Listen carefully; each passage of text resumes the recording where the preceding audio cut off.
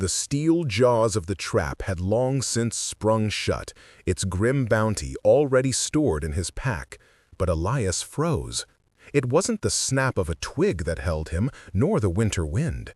It was a sound that had no place here in the frozen heart of the deadwood.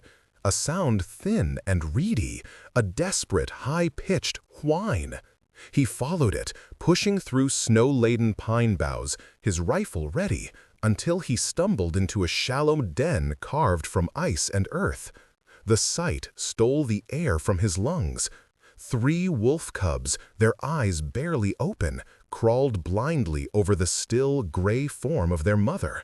She was massive, larger than any wolf he'd ever seen, and her flank was matted with drying blood.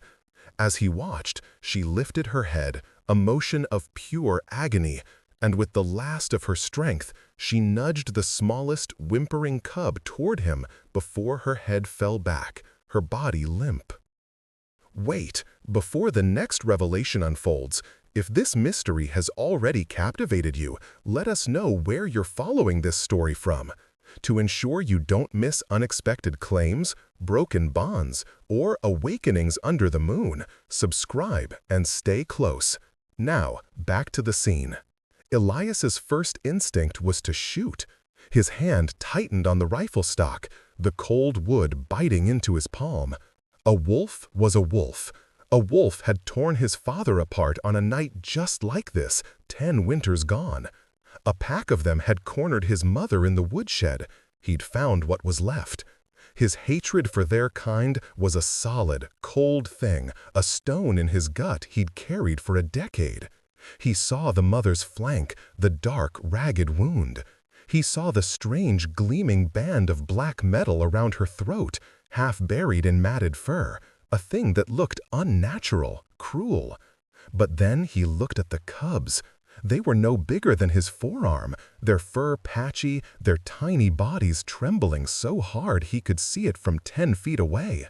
They weren't monsters, they were babies, and they were starving. The mother wolf, Lyra, though he would not know that name for weeks, watched him through a slit of pure amber gold. She was dying. She knew it. The poison in the collar, a dark alchemy designed by her usurper, Kale, was finishing what his blades had started. She had fled the palace, shifted and bleeding, her royal guards slaughtered. She had run until her legs gave out, digging this desperate grave just in time to birth her heirs. And now, the final bitter irony. A human, the ancestral enemy, the weak, soft-skinned race her brother-in-law despised. This was how the royal bloodline ended, not in battle, but in a frozen hole, at the mercy of a human hunter. She closed her eyes, exhausted, and waited for the shot. It never came. Instead, Elias swore, a low, harsh sound. He lowered his rifle. He couldn't. He couldn't kill puppies, even if they were the spawn of his most hated enemy. He looked at the mother. Her stillness was absolute. Dead, maybe, or close enough. The cubs, however, were a different matter. He turned his pack, his movements rough. He pulled out the rabbit he'd trapped. It was meant to be his dinner for 2 days.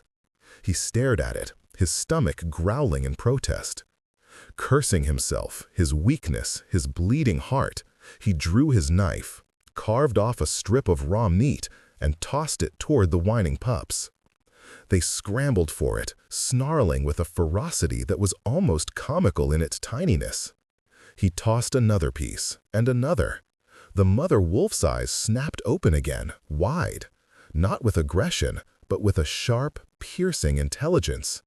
She watched him. She watched him feed her young. Elias felt a strange, hot shame. He backed away slowly. Don't think this means anything," he muttered to the unmoving adult. They're just pups." He retreated into the trees, his heart hammering a confused, angry rhythm against his ribs. He came back the next day. He told himself it was to check his traps. He told himself it was to make sure the mother wolf was finally dead, that the cubs had moved on or perished. He was lying. He brought 2 rabbits this time. The mother was still alive, barely. She hadn't moved, but her head was up, those golden eyes fixed on the path he'd emerged from. She was waiting. The cubs, recognizing his scent, stumbled toward his boots, whining.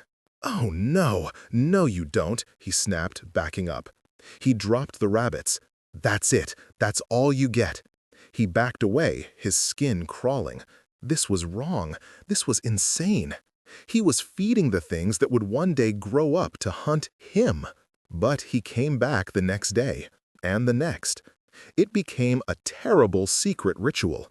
He was Elias, the outcast, the hermit of the Deadwood. The human village of Oakhaven, 2 miles south, wanted little to do with him. He was the man who lived too close to the shifter border, the man whose family had been taken by wolves, the man who, some whispered, was half mad from it. They didn't see the crushing loneliness. They didn't see the man who hadn't had a real conversation in 3 years. He started talking to them. "You," he'd say, nodding to the mother wolf, who he now saw was healing, the ragged wound on her flank slowly closing. "You're a real piece of work, you know that? Just lying there, making me do all the work." He'd toss her a piece of meat. She'd eat it delicately, her eyes never leaving his. He'd sit on a log, watching the cubs tumble and play. He gave them names. The bold one, a little male with dark fur, was Orion. The silver-furred female, smart and watchful, was Ilara. The smallest, the runt he'd first seen, was Seraph, and she was his favorite. She'd crawl into his lap, fearless, and chew on the leather ties of his boot. "You're teaching them to trust me," he told the mother wolf one afternoon, the sun a pale disk in the gray sky. "That's stupid. I'm a human. We're not friends." Lyra watched him. He brought them food. He brought a tattered wool blanket from his cabin, the one his own mother had woven, and tucked it around the cubs. He sat for hours, talking about his empty cabin, about the traps, about the winter that seemed to have no end. He never touched her, but she could smell his intent. He wasn't a threat. He was kind. This human, who should hate her, was saving her and her children with a gentleness she hadn't known since her mate, her alphas, had died. Her heart, frozen with grief and pain, began to thaw, just a little. He'd taken a closer look at her wound. It was scarred over, but it was ugly. It was the collar that drew his attention. "What is this thing?" he murmured, leaning closer than he ever had. She tensed, a growl rumbling in her chest, but it was weak. "Shh, shh, I'm not going to hurt you. I just want to see." He saw runes carved into the black metal, runes that seemed to drink the light. The skin beneath it was raw, infected. This looks like it hurts." He began bringing more than just meat. He brought a salve of yarrow and pine sap he used for his own cuts. He'd leave it on a piece of bark near her. It took 3 days before she used it, licking the salve and applying it to her own flank. But the collar, she couldn't reach the collar. "That's the problem," Elias said, sitting cross-legged just out of her reach. "You're trapped. Someone did this to you." The realization shifted something in him. This wasn't just a wild animal. This was a victim. The hatred that had been his constant companion for 10 years began to feel heavy and pointless. The snow started to melt. The cubs were growing, their legs getting stronger. They'd chase each other around the clearing, and Elias would laugh, a rusty, unused sound. Lyra's strength was returning, but she was still weak, still trapped in her lupine form. The collar felt like it was draining the very magic from her bones. She couldn't draw the power needed to shift. She was a queen, a warrior, reduced to this pet. One evening, a new sound cut through the woods. Not the snap of a twig, but the heavy, confident tread of multiple shifters. Lyra was on her feet in an instant, a true, deep-chested snarl ripping from her throat. She shoved her cubs back into the den, her body low to the ground. Elias had gone pale, his hand flying to the knife at his belt. "Shifters," he breathed, his voice tight with old terror. "Go," Lyra growled. It wasn't a bark. It was a word, guttural and strained, but unmistakable. Elias stared at her, his mind reeling. She spoke. Before he could process it, 3 massive wolves, their fur the color of iron, padded into the clearing. They weren't in their full hybrid warrior forms, but they were twice Elias' size. Their leader, a scarred male with one milky eye, sniffed the air. He saw Elias and sneered, a very human expression on a lupine face. "A human stray? Get out of our territory, meat." "This is the buffer zone," Elias said, his hand shaking but his voice steady. "I have a right to be here." "Rights?" the leader chuckled. "Humans have no rights, only what we allow." He took a step toward Elias. "Maybe we'll take a toll. Your rifle, your pack, your life." Elias raised his knife, a pitiful defense. But before the wolf could lunge, Lyra moved. She wasn't a queen, she wasn't a warrior, she was a mother. She launched herself from the den, a gray and gold blur of fury, placing her body squarely between Elias and the patrol. She was smaller than them, weaker, the collar a visible brand of her helplessness. But she snarled, her teeth bared, a promise of death in her golden eyes. The scarred leader stopped. He looked at her, at the collar. He laughed, a short barking sound. A collared omega, and her litter. He sniffed the air again. "Filthy, you're not worth the effort." He looked back at Elias. "Consider this your only warning, human. We are hunting traitors. Be glad we're not hunting you." He gave Lyra one last look of contempt, then turned, and with a flick of his tail, the patrol was gone, melting back into the trees.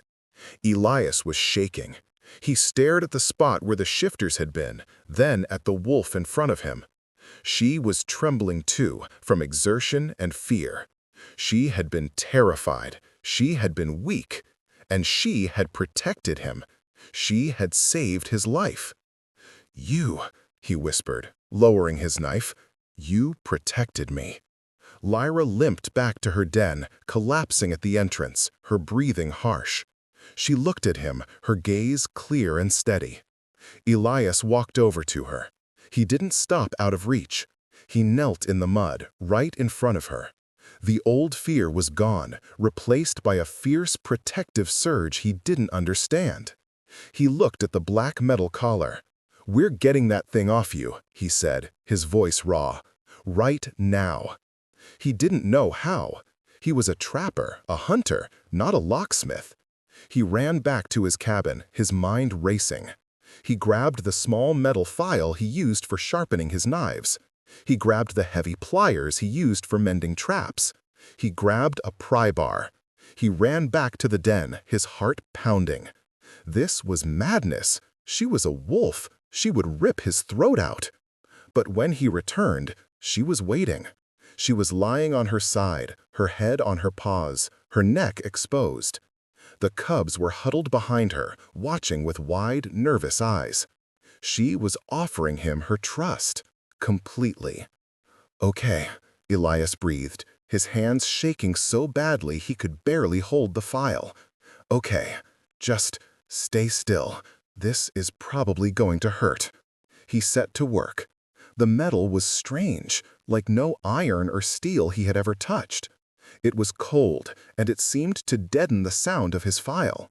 He filed at a seam he'd spotted, a tiny, almost invisible line near a dark, rune-etched clasp. Lyra winced, her muscles flinching, but she didn't move. She didn't make a sound.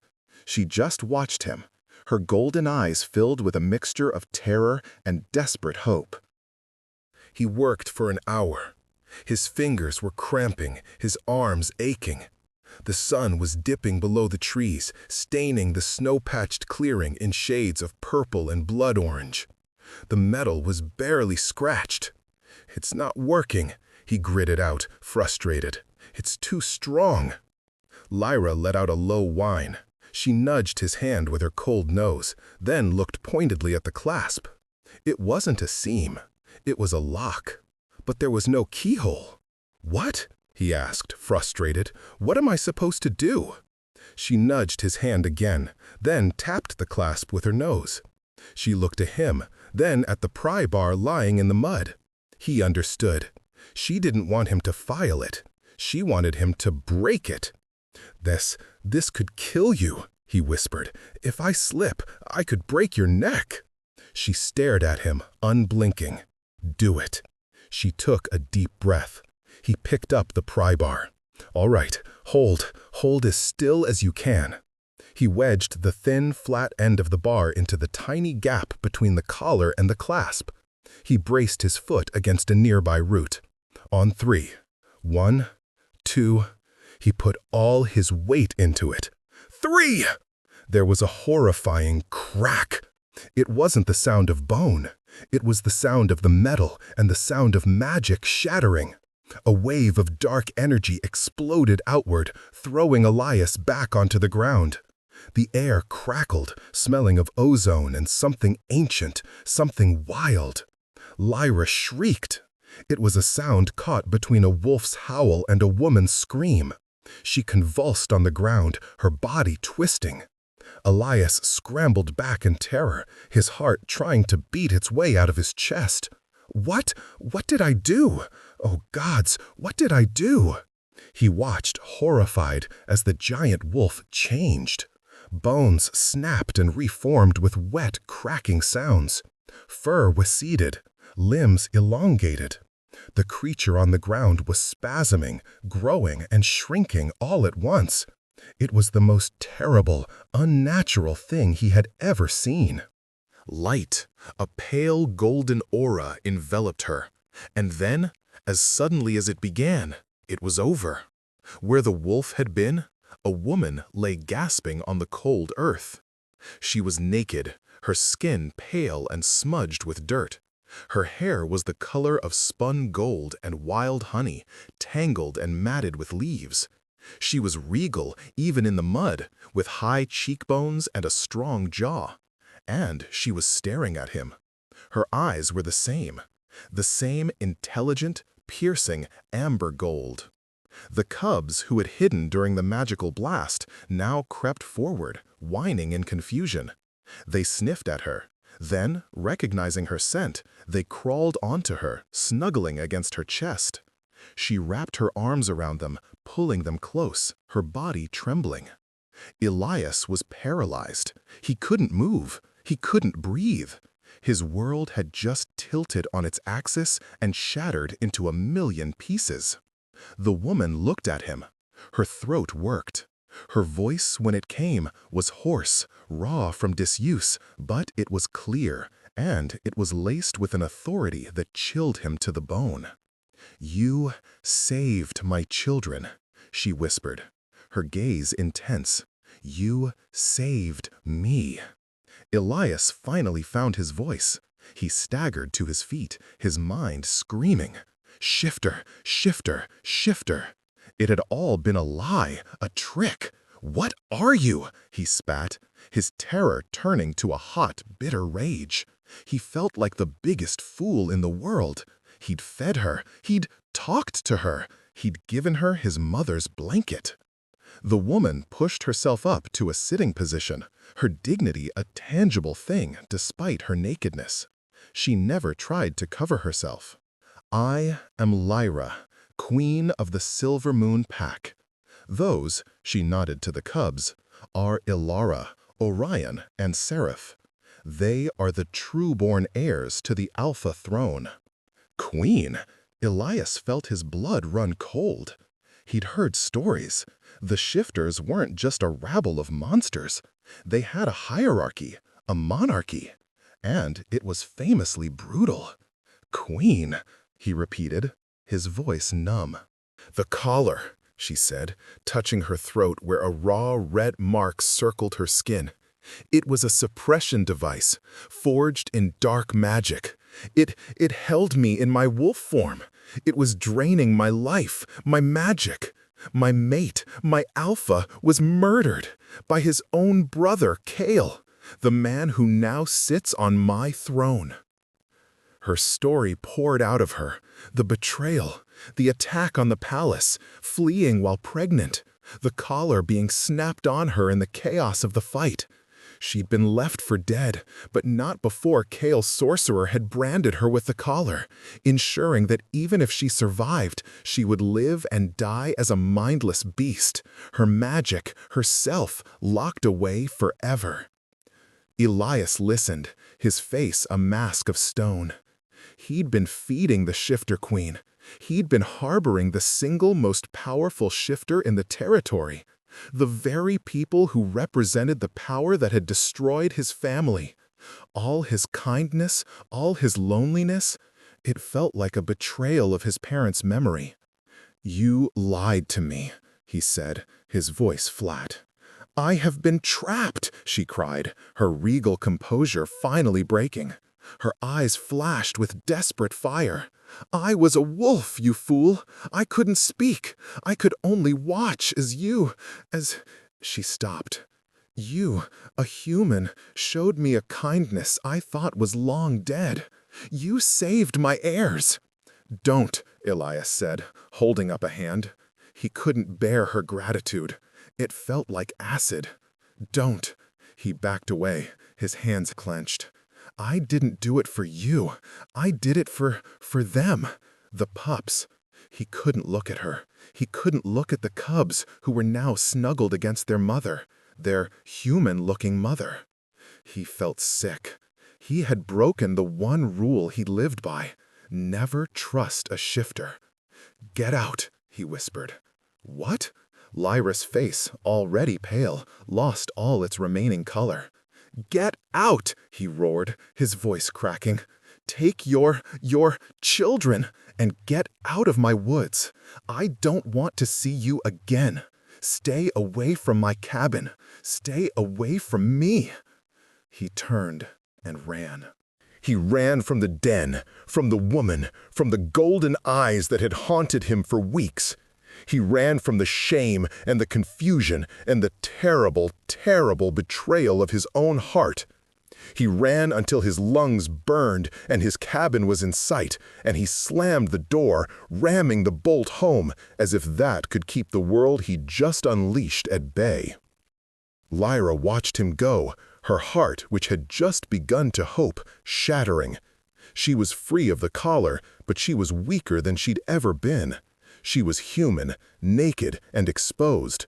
She had no magic, no pack, and no protector.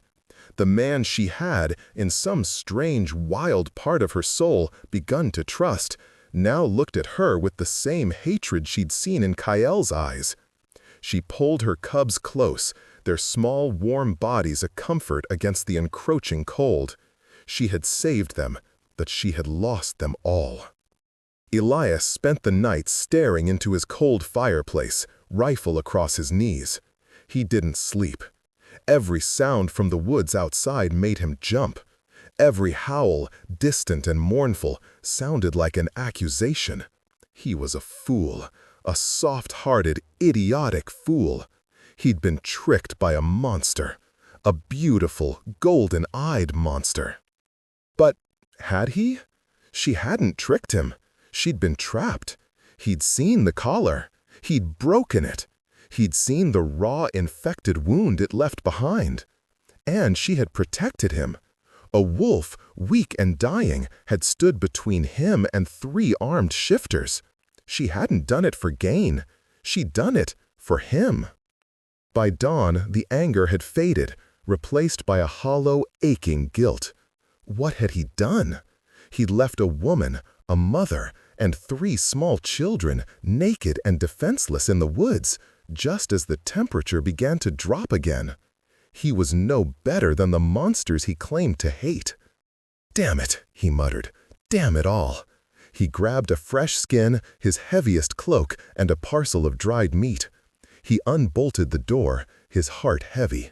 He was just going to leave the supplies. He'd drop them and walk away. That was it. He couldn't let them freeze. He reached the clearing. It was empty. The den, the place that had been the center of his world for a month, was deserted. The small, worn blanket his mother had made was folded neatly on the log where he used to sit. He touched it, his throat tightening. She was gone. He'd driven her away. A strange, sharp grief hit him. He was alone again. He turned to go, but a scent on the air stopped him. Wood smoke and cooking meat. It wasn't coming from his cabin. It was coming from his cabin. He ran, his mind filling with dread. Had she taken his home? Had it all been a ruse to get him out? He burst through the trees into his small clearing and stopped dead. 4 shifters were in front of his cabin. They were in their warrior forms, the horrifying 7-foot-tall blend of man and wolf. They were tearing his small porch apart. One of them, the scarred leader from the day before, was holding something in his hand.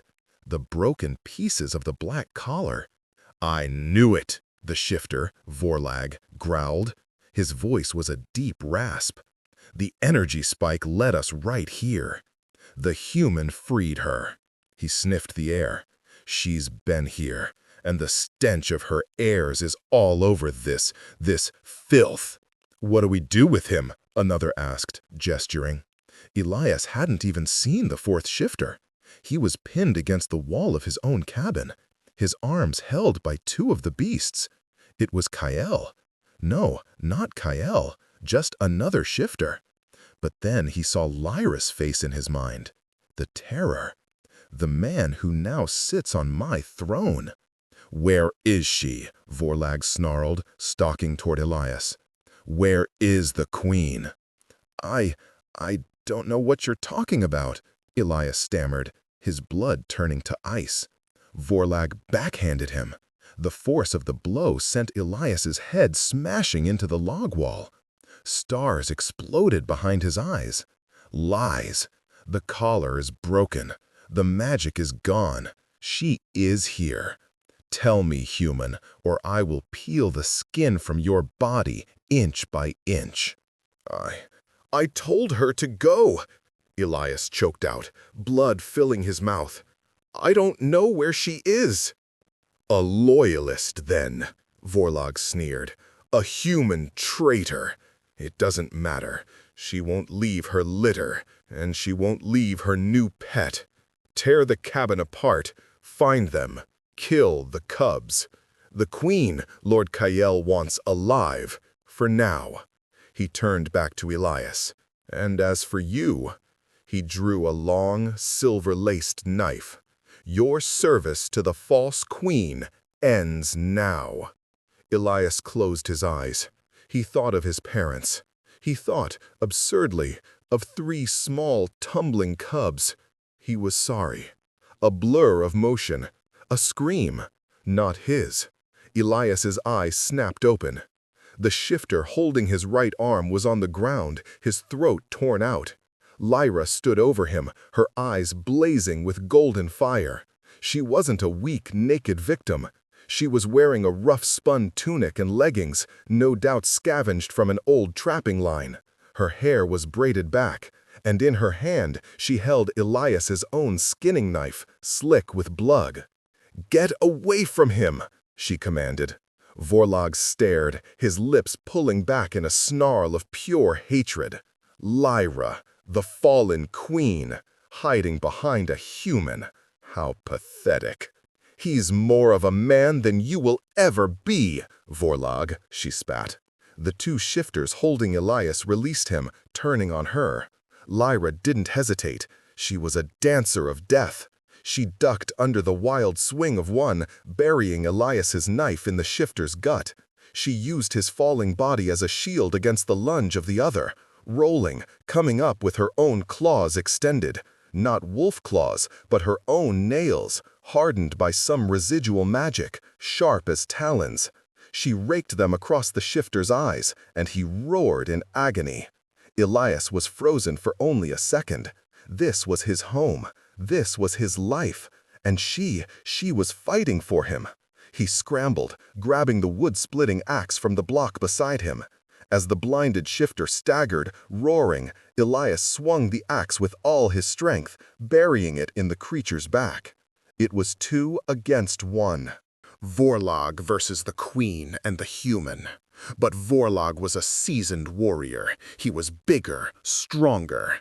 He swiped at Lyra, his claws catching her arm, sending her spinning into the mud. He turned on Elias, his silver knife flashing. You first, human.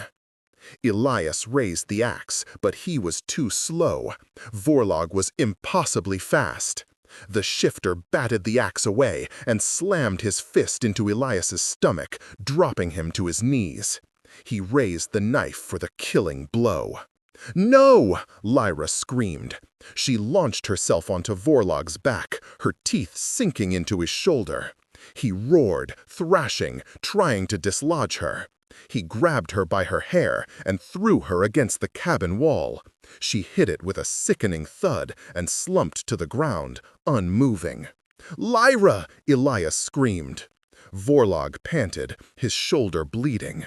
He stalked toward Lyra's still form. A pity. Kyle wanted you alive, but hell settle for your head. Rage, cold and pure, unlike anything Elias had ever felt, washed over him. He wasn't a warrior, he was a trapper, and he knew how to kill. As Vorlog raised his knife over Lyra, Elias lunged, not for the shifter, but for the porch. He grabbed the heavy iron bear trap he'd been mending. It was armed. With a desperate roar, he threw it, not at Vorlog's body, but at his legs. Vorlog, focused on Lyra, heard the sound too late. He tried to step back, but the trap's jaws, designed to break the leg of a 1,000-pound bear, snapped shut on his ankle. The shifter's howl of agony was inhuman. The iron, laced with trace amounts of silver for just this purpose, burned him. He fell, his leg shattering. He turned, his face a mask of unbelievable pain and fury, and saw Elias standing over him, holding the bloodied wood axe. "You, human filth," Vorlog choked. Elias didn't say a word. He just swung the axe. The clearing fell silent. The only sound was Elias's harsh, ragged breathing. He stood over the body, shaking, spattered in blood. He dropped the axe and stumbled to Lyra. "Lyra! Lyra, wake up!" He turned her over. Her eyes were closed, a nasty gash on her temple. But she was breathing. "Oh, thank gods," he breathed. He gently scooped her up. She was lighter than he expected. He carried her into his wrecked cabin, kicking the door shut. He laid her on his cot. The cubs! Where were the cubs? He spun around, his heart leaping into his throat. A small whimper came from his woodbox. He ran to it, throwing it open. There, huddled inside, were Ilara, Orion, and Seraph, shaking but unharmed. He'd shown them the hiding spot himself, weeks ago, playing a game. Relief made him weak. He sat on the floor, his head in his hands, and trembled. He, a human, had just fought and killed 3 shifter warriors, and the shifter queen was lying unconscious on his bed. When Lyra woke, it was dark. The cabin was warm, the fire lit. The scent of stew filled the air. Elias was sitting at his small table, cleaning his rifle, his face bruised and swollen. He looked up as she stirred. "You're awake," he said, his voice flat. We," she said, sitting up too fast. Her head swam. "Elias." "They're fine," he said, nodding to the woodbox, where the 3 cubs were now fast asleep on his spare cloak. "They're safe." You fought," she whispered, her hand going to her aching head. "For me?" "They were going to kill me," he said gruffly. "And they were going to kill you. Seemed like a good reason to fight." He stopped cleaning the gun. He looked at her, his eyes dark. "Vorlag, he said he was hunting for Kyle. He said, Kyle wants you alive." Lyra's face hardened. "He wants to make my death a public spectacle, to cement his rule." She looked at the destroyed porch through the open doorway. "Vorlag may be dead, but he was a beta. They'll know he's gone. They'll send more." "I know," Elias said. He stood up, walking to the pot over the fire.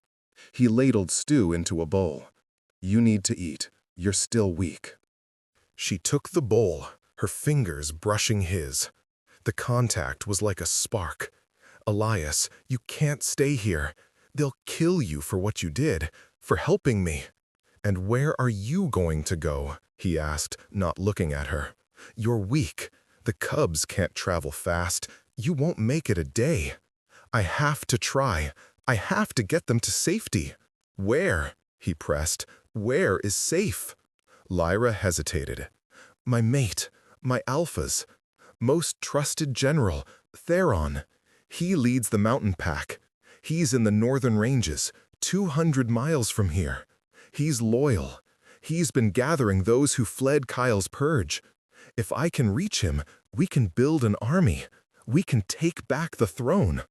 200 miles, Elias said. "It might as well have been the moon. Through Kyle's territory? Hunted? I have to," she said, her voice fierce. "It's the only way." She looked at him, her golden eyes pleading. "Thank you, Elias, for my life, for my children. I will never forget what you did. Now, you need to run. Go south. Go to the human cities. Forget you ever saw me." Elias was silent for a long time. He looked at the sleeping cubs. He looked at this warrior queen, so strong and so terribly vulnerable. He thought of his parents.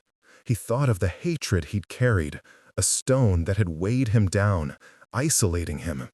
And he thought of the feeling of Lyra's claws on his skin as she protected him, and the feeling of his axe in his hands as he protected her. "No," he said softly. Lyra looked up, confused. "No, I'm not running." He turned to face her, his decision settling over him, solid and sure. "You're right. You'll never make it. Not like this. You're a shifter. You stand out.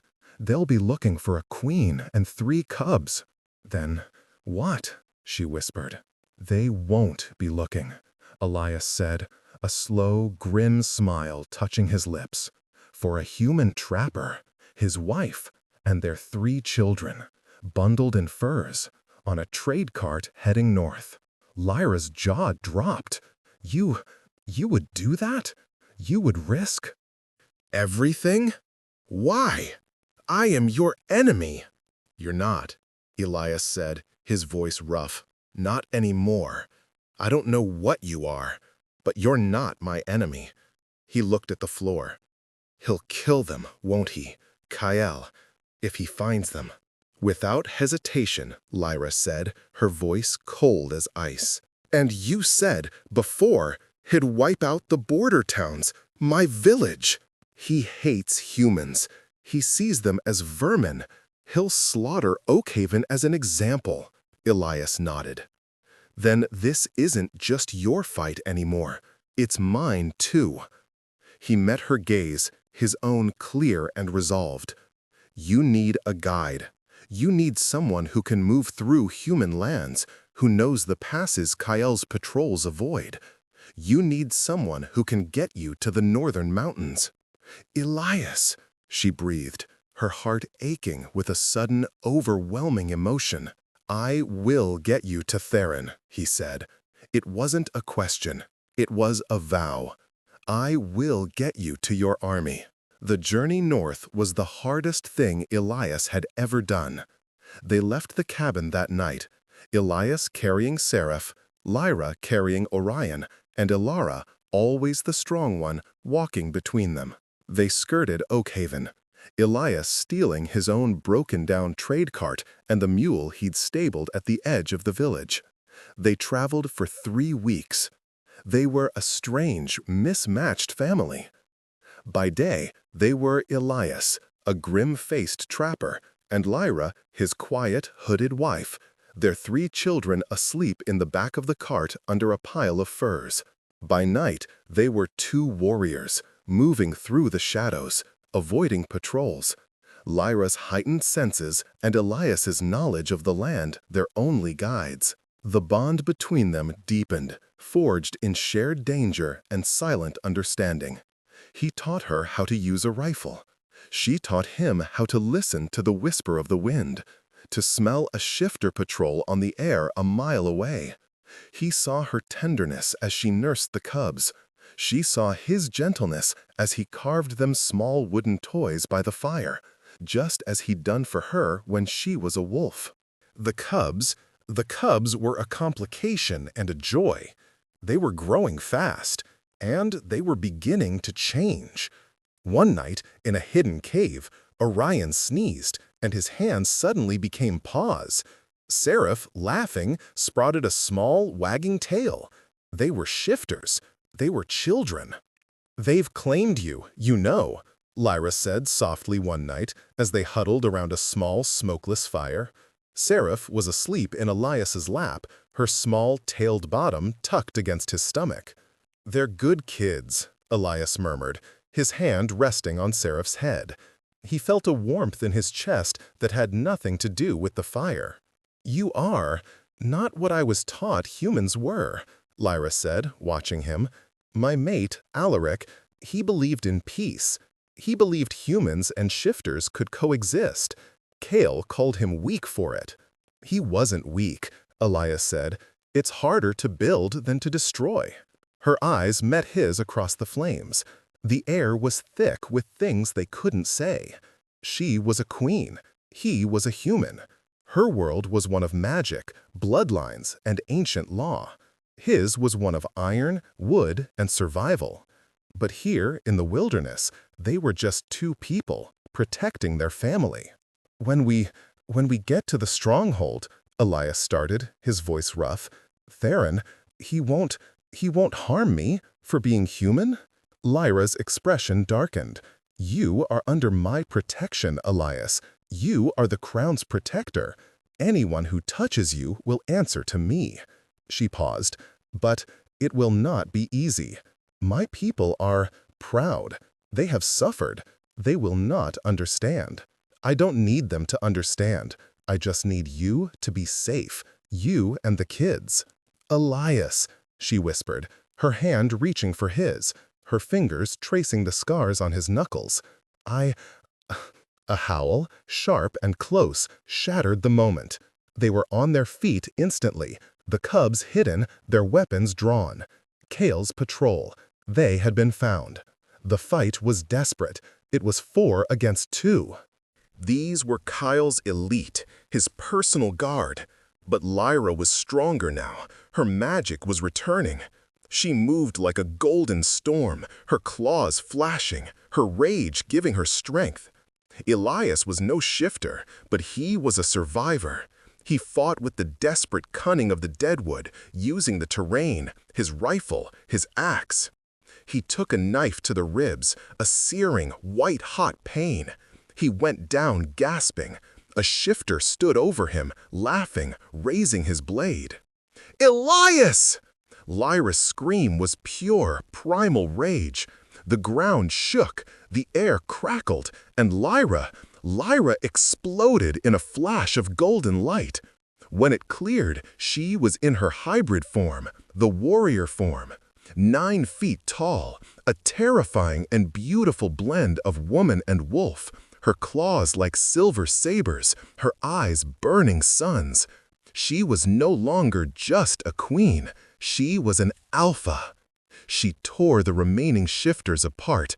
It was not a fight, it was an execution. When it was over, she stood panting, blood dripping from her claws. She rushed to Elias, the transformation receding, shrinking back to her human form. "Elias! Elias, you're hurt!" It's bad," he gasped, pressing his hand to his side. It was coming away soaked. "No," she said, her voice breaking. "No, I won't let you." She pressed her own hands to his wound. A golden light, the same light from her transformation, poured from her palms into his skin. It was warm. The pain began to fade. What are you doing?" he murmured, his vision blurring. "I'm healing you," she whispered, tears streaming down her face. "A queen's gift. I am binding you to me, to my pack. Stay with me, Elias. Please, stay." He looked up at her, at this impossible, magical woman who had saved him, whom he had saved. He saw the tears on her face, the fear in his eyes, and he knew. "I'm not going anywhere," he whispered, and he closed his eyes. When he woke, he was in a bed, a real bed. The room was vast, carved from mountain stone, the furs on top of him softer than anything he'd ever felt. The air was warm. Lyra was asleep in a chair beside him, her hand clutching his. His side ached, but it was a dull, healing throb. He looked at his hand, intertwined with hers. The door opened. A massive shifter, his face a roadmap of scars, his eyes a piercing blue, entered. He was clad in black leather and fur, and he radiated an authority almost as strong as Lyra's. He looked at Elias, then at the sleeping queen. "So," the shifter rumbled, "you are the human." Elias sat up, his hand tightening on Lyra's. She stirred, her eyes fluttering open. "Theron," she breathed, seeing the general. Theron bowed, a deep, respectful gesture. "My queen, you are safe. Your patrol found you at the base of the mountain. We thought you were lost, all of us." "I was," Lyra said, her voice clear and strong. She stood, pulling Elias's hand so he was standing with her, though he swayed on his feet.